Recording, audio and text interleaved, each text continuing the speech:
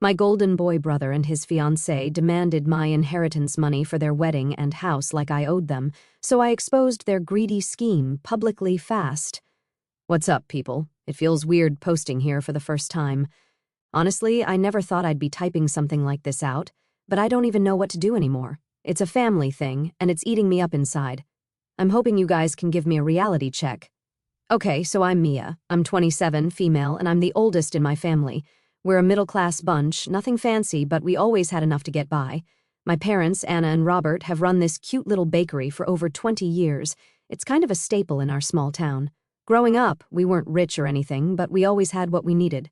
My parents worked hard, and they taught me and my younger brother, the golden boy Jake, who's 25, male, to do the same. Just for background's sake, growing up, it was no secret that Jake was the golden boy of the family. He could do no wrong in my parents' eyes, and they were always quick to defend him no matter the situation, whether it was getting a pass for slacking off in school or being showered with praise for the bare minimum. Jake was the center of their attention. Honestly, I didn't mind much. I wasn't the type to crave the spotlight. I preferred doing my own thing, staying out of the drama, and focusing on my own goals. If Jake needed to be the star, he could have it. It never really mattered to me, until now. Here's where the story really starts. 5 years ago, my granddad passed away. It was rough. He and I were close. When his will was read, I found out he'd left me a trust fund. It wasn't some multi-millionaire jackpot or anything, but it was a decent chunk of money, enough that it could really change my life if I used it right. The thing is, there were strings attached. I can't access it until I turn 30, and even then, it's only for specific things like buying a house or going back to school. At first, I didn't even think about it much. I'm not really the kind of person to spend recklessly, so I figured I'd just let it sit there until I needed it. My plan was to either use it for a small apartment in the city or to start my own business, something that's been a dream of mine for years. Anyway, fast forward to earlier this year. Jake got engaged to his girlfriend, Emma. She's 26, and she comes from a well-off family. I don't want to sound rude, but Emma's one of those people who just oozes charm. She's the life of the party, super polished, and everyone seems to love her. I liked her too for a while, but then things started getting weird. It was a family dinner a couple of months ago. We were all sitting around the table, and out of nowhere, Emma brings up my trust fund. She said it in this bubbly, casual way, but it caught me off guard. She asked what I was planning to do with all that money when I could finally access it. I mumbled something about maybe buying an apartment or starting a business. Am I the only one who thinks that's a personal thing? I mean, what else was I supposed to say? Emma gave me this big smile and said, "Wow, that's so lucky. You know, Jake and I could really use some help with the wedding or maybe even a down payment on a house." Jake chuckled awkwardly, like he wasn't sure if she was serious. I laughed too, thinking it was a joke, but then she just kept staring at me like she was waiting for me to agree. It was so awkward. My parents jumped in and said something about how the money was mine and it wasn't really up for discussion. That seemed to end it for the night, at least. After that dinner, though, I couldn't shake the weird vibe. It felt like Emma had planted a seed, and I had no idea how much it was about to grow. Over the next few weeks, every time we had a family gathering, Emma would find a way to bring it up again. She was never super direct, but her comments got more pointed. Like, she'd say things like, "It's so amazing you have that kind of opportunity, Mia. It's just so rare to see someone in a position to really help their family." At first, I'd just let it slide. I'd change the subject or laugh it away, but she wouldn't stop. It wasn't just Emma, either. Jake, at first, didn't say anything about it, but then he started making comments, too. They were subtle, but I could tell he was on her side. He'd say stuff like, "I mean, it's not like you're using the money right now. I get why Emma's bringing it up. I tried talking to my parents about it, hoping they'd step in and set some boundaries, but their reaction surprised me. Instead of shutting it down, my mom said something like, 'You know, Emma just wants to feel like part of the family. She's not trying to be pushy. Who said she's pushy?' I hadn't even used that word yet, but yeah, that's exactly what it felt like. At this point, I started feeling cornered. I didn't want to cause drama, but I also wasn't about to hand over money that wasn't even accessible yet. Plus, I had my own plans for it. Still, I figured if I stayed calm and stuck to my guns, this would blow over. Suddenly, Emma decided to bluntly tell me her thoughts in case I didn't understand them. She pulled me aside at another family dinner. This time, she wasn't even trying to be subtle. She said, "Mia, I really think you should reconsider what you're doing with that money. Helping Jake and me would be such a meaningful way to show your support for the family. Don't you think it's kind of selfish to hold on to it when you're not even using it?" I was shocked by her boldness. I don't think anyone's ever called me selfish before, especially not to my face. I told her, as calmly as I could, that the money wasn't even available yet and that I had my own plans for it when the time came. She just stared at me like I'd slapped her. Then she said, "I guess I misunderstood what kind of person you are." Jake called me the next day to apologize, but it didn't feel genuine. He said something about Emma being stressed with the wedding and how she didn't mean to come across so strong, but then he added, "She's not wrong, though. You are in a position to help, and it wouldn't hurt to think about it." At this point, I was starting to feel like I was the crazy one. Was I being selfish? Was I blowing this out of proportion? I decided to talk to some close friends about it, and they assured me I wasn't in the wrong, but that didn't make it any easier to deal with. This whole thing was starting to weigh on me. It wasn't just the comments or the awkward conversations. It was the feeling that my family wasn't on my side. My parents, who I'd always thought would back me no matter what, seemed more interested in keeping the peace than standing up for me. I started to realize that this wasn't going away anytime soon. Emma wasn't the kind of person to take no for an answer, and Jake was clearly on board with whatever she wanted. My parents? They were stuck in the middle, trying to smooth things over without actually addressing the problem. I actually have no idea how far this would go, but one thing was clear: I'm not backing down. Am I overreacting? Tell me what you guys think. Update 1. Hola, amigos. I didn't think I'd be back so soon, but things have gotten worse. Like, a lot worse. I feel like I'm stuck in this ridiculous situation with no way out. Anyway, here's what's been happening since I last posted. So, after that awkward conversation with Emma where she called me selfish, I started to notice a change in how people acted around me. It wasn't anything super obvious at first, but there was definitely a shift. At family gatherings, Emma would give me these tight little smiles, and Jake started acting distant. My parents were still trying to play peacemakers, but even they seemed off. Then Emma started getting bolder. She began this habit of cornering me at family events, always with the same topic: my trust fund. One time, she pulled me aside while everyone else was watching TV and said, "Mia, I've been thinking. What if you just gave us a portion of the trust fund as a wedding gift? It wouldn't have to be the whole thing, just enough to help us with the down payment for a house." I guess that trust fund was keeping her awake at night.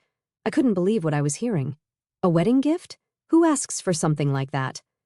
I told her no again and explained, as politely as I could, that the trust fund wasn't even accessible yet, and even if it were, I had my own plans for it.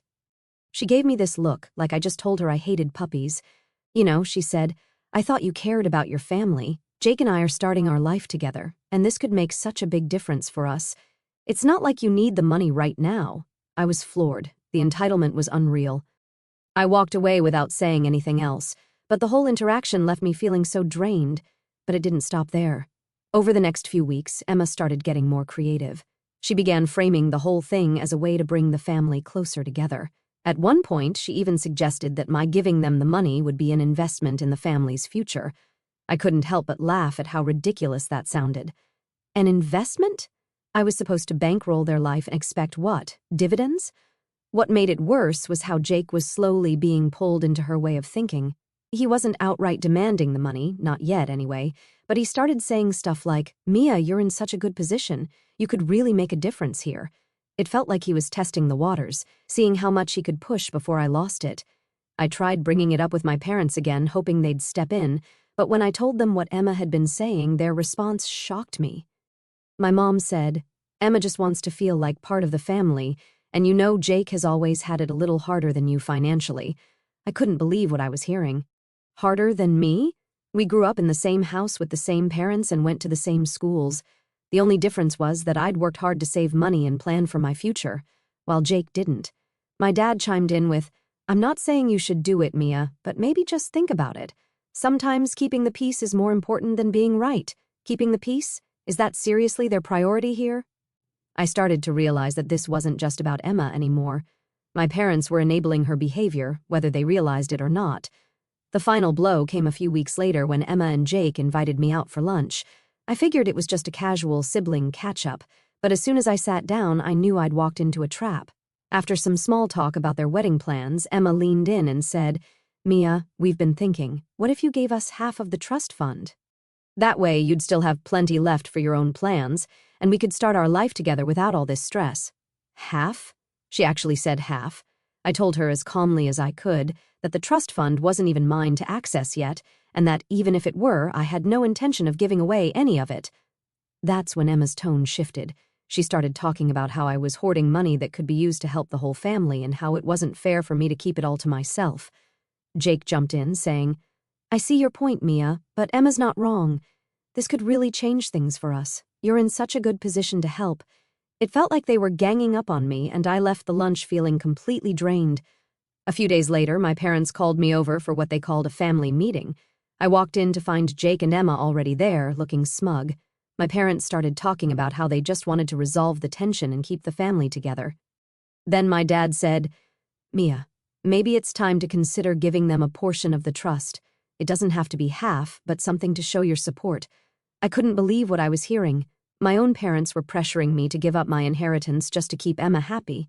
I told them no firmly this time and walked out. Since then, things have only gotten worse. Emma's been talking to extended family, telling them her version of the story. Now I'm getting calls and texts from aunts, uncles, and even cousins I haven't spoken to in years, all telling me I'm being selfish and that I should do the right thing. I feel like I'm losing my mind here. Is this really happening? How did my entire family get sucked into this? I don't know what to do anymore. I've tried setting boundaries, but no one seems to respect them. I'm starting to think I need to take some kind of legal action, but the idea of going that far against my own family makes me feel sick. Anyway, that's where I'm at right now. I just needed to get this off my chest. Thanks for reading, and if anyone has advice, I'm all ears. Update 2. Hey, Reddit, back again. I'm not sure how many updates this will take, but I'm barely holding it together. What's worse is I've realized this isn't just Emma anymore. My entire family seems to be falling apart over this trust fund drama. So, after that disastrous lunch with Jake and Emma where they asked for half of the trust fund, I thought maybe things would calm down. I'd made it as clear as possible that the money wasn't even accessible yet, and that I wasn't giving them any of it. I was frustrated, but I figured I could just wait for the dust to settle. Then my parents called. My dad asked if I could come over because they wanted to have a chat. He said it in that calm, almost too friendly tone that instantly set off my internal alarm. I asked if this was about Jake and Emma, and my mom said, "Not exactly, but it's important." Against my better judgment, I agreed. When I walked into their house, the first thing I saw was Jake and Emma sitting on the couch. They looked like they were ready for a business meeting, both sitting up straight with fake smiles plastered on their faces. My mom gestured for me to sit, and I realized this wasn't just a casual talk, this was some sort of intervention. It started off light. My dad asked how I was doing, how work was going, all the usual small talk, but it didn't take long for the real reason I was there to come out. My mom started by saying, "Mia, we've all been feeling a lot of tension lately, and we just want to find a way to resolve it." I knew where this was going. I looked over at Jake and Emma gave me one of her signature tight-lipped smiles. My dad chimed in, "We think it would be best if we could come to some sort of compromise." "Compromise?" I asked, already annoyed. "What exactly are you suggesting?" Jake leaned forward, looking as uncomfortable as I've ever seen him. "Mia, we know you've got your own plans for the trust fund, and we respect that. But Emma and I are in a really tough spot right now. We're trying to plan our wedding and figure out our future, and honestly, even a little bit of help from you would make such a big difference." Emma nodded along, jumping in before I could respond. "Exactly. It doesn't have to be half, just something to show that you support us. It's not just about the money, it's about family." That word family was starting to feel like a weapon they were using against me. I took a deep breath and tried to keep my voice steady. "I've said this a million times, and I'll say it again. The trust fund isn't even available yet, and even if it were, I have my own plans for it. I'm not giving it away." My dad shifted in his seat, clearly uncomfortable. "Mia, we're not saying you have to give them half or anything drastic, but maybe consider helping them out with a small portion. It could go a long way in easing the tension in the family." I stared at him, shocked. "So what? I'm supposed to just give them money I don't even have access to yet, just to ease tension? How is this my responsibility?" Jake sighed, like he was exhausted from dealing with me. "It's not just about the money, Mia. It's about showing that you care. You're in such a good position right now, and this could really help us start our life together." I looked over at Emma, who was sitting there with this smug expression, like she'd already won. "This isn't fair," I said, trying to keep my voice calm. "I've worked hard to plan for my future, and this money is part of that. Why should I have to give it up just because you two decided to get married?" Emma's smile faded. "It's not about fairness, Mia. It's about family. Jake and I are trying to build something here, and you have the means to help us. It wouldn't even hurt you to give just a little." My mom jumped in, her voice soft but no less frustrating. "Mia, I think what Emma is trying to say is that this could be a way to bring the family closer together. Sometimes it's better to compromise than to hold on so tightly to something." I couldn't believe what I was hearing. My own parents, who had always been so supportive of me, were now siding with Emma. "I'm not holding on to it tightly," I said, my frustration finally breaking through. "I'm following the rules of the trust fund, and I have my own goals for it. Why is that so hard for everyone to understand?" There was a long silence. Then Emma spoke again, her voice icy. "You know, Mia, I think the real issue here is that you're not willing to put the family first. Jake and I have always supported you, and now that we need help, you're shutting us out. It's really disappointing." I stood up, unable to take it anymore. "I'm not shutting anyone out.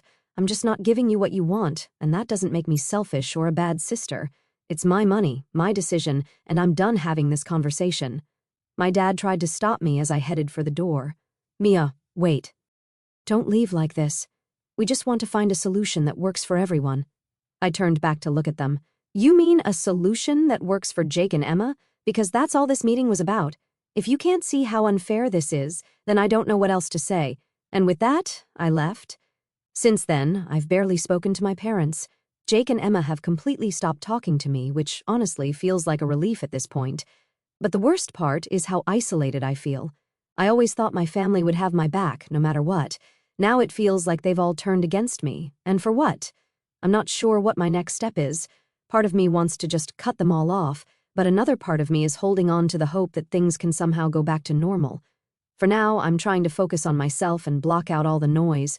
But it's hard when the people who are supposed to love you the most are the ones causing all the pain. Thanks for letting me vent, Reddit. I don't know what I'd do without you guys. Update 3. Hey, Reddit. I'm back with an update, and honestly, things have gone from bad to worse.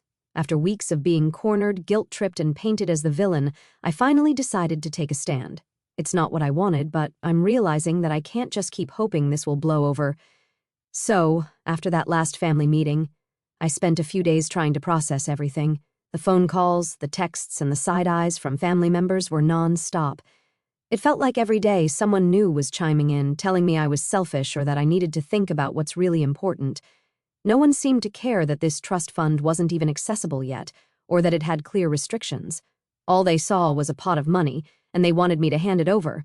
The breaking point came when I got a call from my cousin Laura. She's one of the few family members who's been supportive through all this. She told me that Emma had been going around at family gatherings, spreading rumors about me. Apparently, Emma was saying things like, "Mia doesn't care about family," and "It's so sad to see someone prioritize money over their own brother." Hearing this made my blood boil. I knew Emma was manipulative, but going behind my back and trying to turn the entire family against me? That was a new low. To make matters worse, Laura also told me that Emma had been asking other relatives for details about my financial situation. She'd been poking around, trying to find out how much money I actually had and whether there was any way she could access it. That was it for me. I decided it was time to consult a lawyer.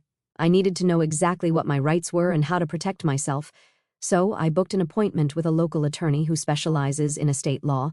When I explained the situation to her, she was shocked. She told me that what Emma was doing, pressuring me, spreading rumors, and digging into my finances, could be considered harassment. She assured me that the trust fund was ironclad and that no one but me would have access to it when the time came. Hearing that was a relief, but it didn't solve the immediate problem.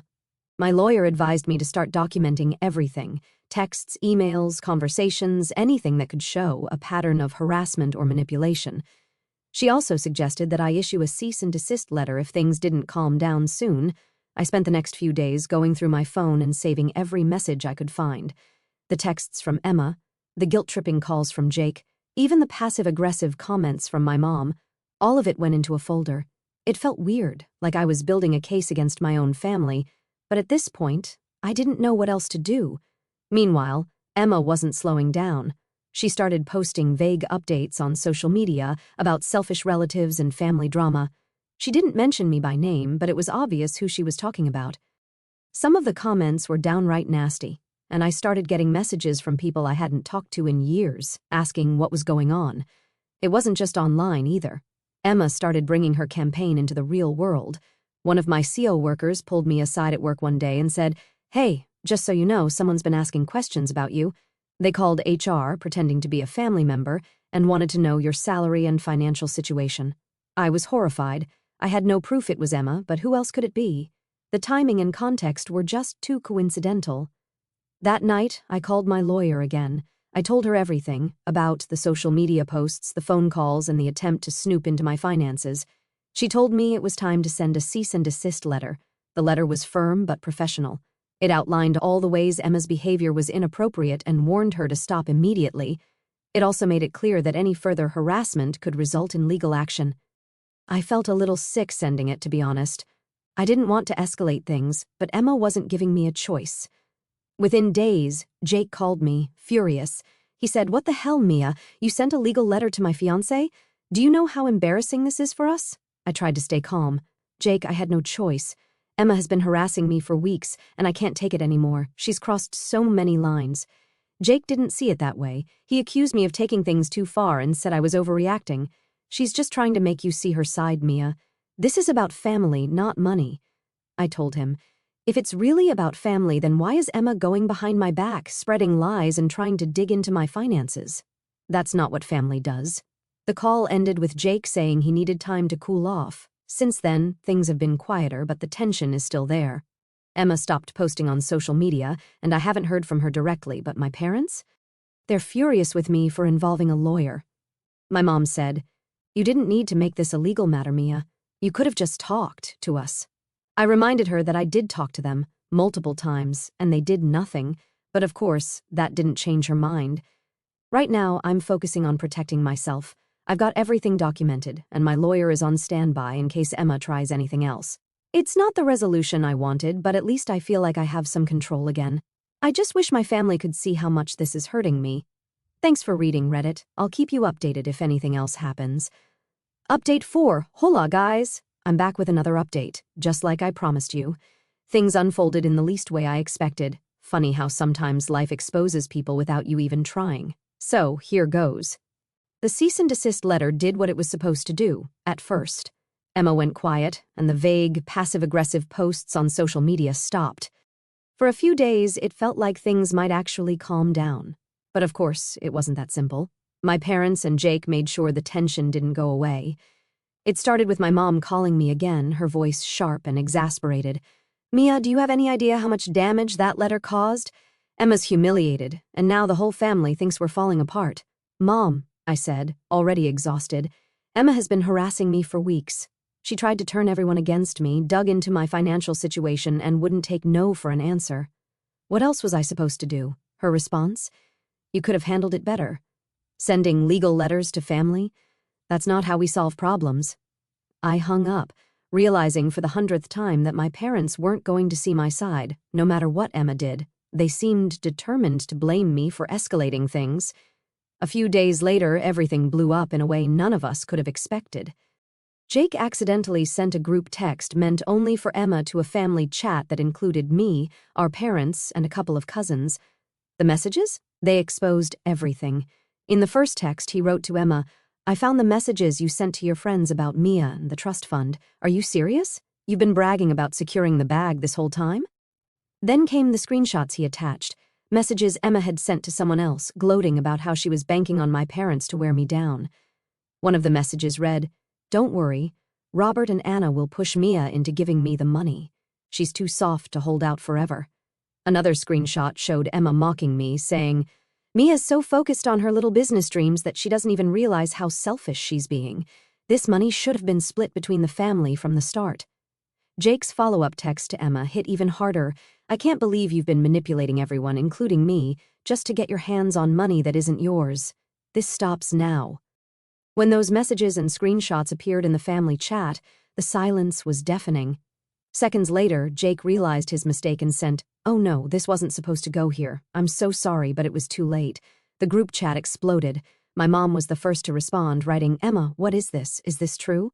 My dad quickly followed with, "Emma, you told us you were trying to work things out peacefully. Were you lying to us this whole time?" Emma scrambled to defend herself, replying, "These are being taken completely out of context. I was venting to friends about how stressful everything has been with the wedding. You've all misunderstood. But no one seemed to buy it, not this time. Jake didn't say anything else in the chat, but the damage was done. Later that evening, Jake called me, his voice shaky. Mia, I'm so sorry. I was going to confront Emma privately, but I accidentally sent those messages to everyone. I didn't mean for you to find out like this. Jake, I said, my frustration bubbling just below the surface. Why didn't you say something sooner? You've been defending her for months while she's been doing this behind everyone's back. I didn't know how bad it was until recently, he admitted. I found those messages on her phone by accident, and I couldn't believe it. I was trying to figure out how to confront her without blowing everything up. Clearly, I failed at that. His voice cracked as he continued. I let her manipulate me, Mia. I thought she was just pushing for what was best for us. But now I see how far she's taken it. I'm so sorry for everything. I sighed, feeling a mix of anger and pity. Jake, I've been trying to tell you this for months. Emma didn't care about the family, she cared about getting what she wanted. I appreciate the apology, but fixing this is going to take more than words. He agreed and just disappeared. The fallout from those texts was immediate. Laura, my cousin and biggest supporter, told me later that the family group chat had been buzzing with reactions for hours after I left it.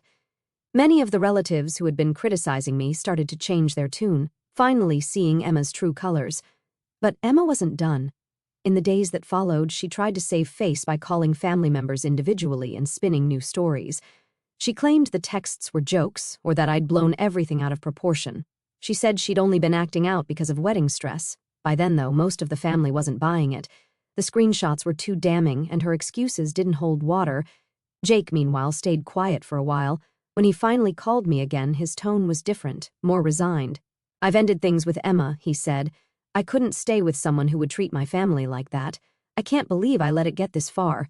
I could hear the regret in his voice, but it didn't erase the months of hurt I'd endured. Jake, I'm glad you're seeing things clearly now, I said. But you need to figure out why you let her manipulate you, and why you defended her even when the signs were there. And that is it for now. Thank you guys for all your comments. I really appreciate it. I honestly don't think Jake will continue with his relationship, but I'm not sure yet. If anything pops up in my messed up life, I'll post a final update. Final update, hola amigos. Here's the final update on everything that's happened.